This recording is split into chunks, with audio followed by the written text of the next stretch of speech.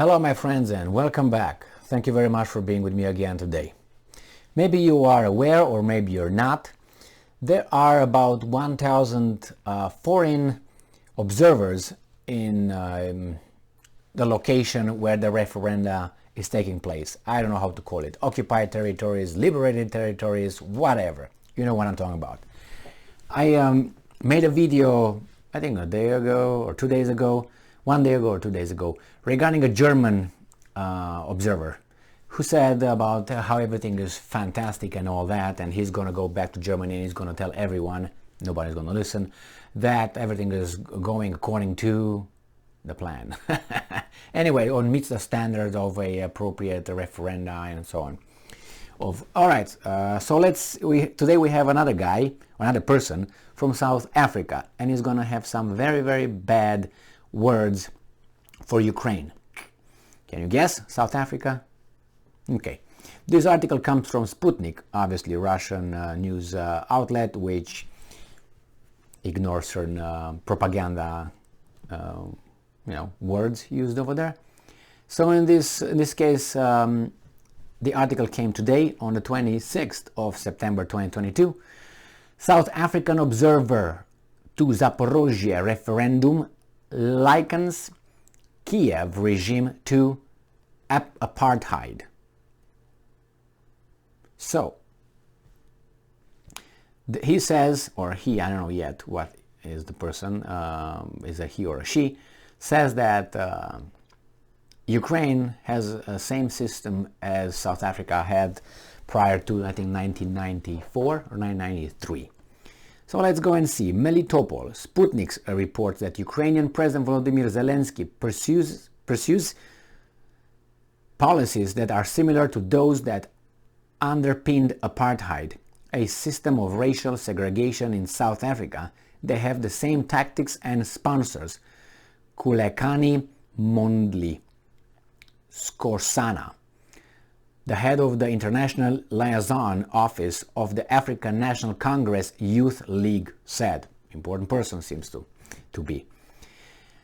Skorsana came to Russian-controlled part of the Ukrainian region of Zaporozhye to monitor the referendum on joining Russia, and I'm quoting, "Dictators naturally do not care about the opinion and views of the people, and that's what we see.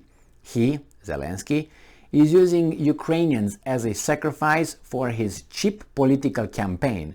He is a pure comedian and a puppet of the West, and we see him as a war criminal," Skorsana said. Ooh, very bad accusations, serious accusations. The observer also noted the parallels between the oppressive apartheid government in South Africa and Zelensky's regime. Okay, let's see. Of course, we see very serious similarities between the apartheid government and the government of Zelensky. They have the same sponsors, they use the same tactics, they want to divide people based on their ethnicity, Skorsana said. Okay. The people of Donbas, Zaporozhye and Kherson regions have an unimpeachable right for self-determination, Skorsana stressed, adding that human rights are not for Americans only, end quote. The republics of Lugansk and Donetsk, as well as Russian-controlled parts of the Ukrainian regions of Zaporozhye and Kherson, are voting in referendums on joining Russia. The polling began on Friday and will last through Tuesday. Turnout in Kherson stood at 48.91% on Sunday, while in Zaporozhye 51.55% had voted. So what do you think? Obviously, Skorsana doesn't make a strong case to support his or her statements or allegations, opinion, assessment, but we can see if we're to analyze, I think you can see but mild similarities between them. First, you can see about the sponsors, put it aside, Yeah, you can say that, but that doesn't mean necessarily that if someone sponsors you from those countries, it's apartheid. The second one that is more valid is the fact that after 2014, the overthrow of the legitimate democratically elected government of Ukraine, the new regime, who was supported by these sponsors, which was illegitimate because it overthrew a legitimate democratically elected government, which are traitors. That's the definition. If you work to overthrow a government legitimate with the help of outside forces and countries and services, then you're a traitor. So those guys were immediately accepted by the sponsors, obviously, as being in charge. And the Russian part of the Russian speaking, or the Russians living in Ukraine, in the eastern part of Ukraine, said, you know what, we do not agree with this. We do not stand by it. So the Russian-speaking people over there said, we don't recognize that. That's illegal. Those are traitors. Blah blah blah. And then Kiev said, okay, we're going to implement certain policies here against the Russian language, against this, and against schools, and against media in Russian-speaking language. Now that doesn't sound. It's only for the Russian. It's not like for everybody. So that could come close to that kind of discrimination. Also, they sent tanks over there to solve the problem, which again, they sent their Ukrainian army to take care of Ukrainian citizens of Russian origin to straighten things out. Again, what do you think that was supposed to be when you send tanks over there? To intimidate, and if they say something, to kill them. That's exactly what happened. So and that's an ethnicity.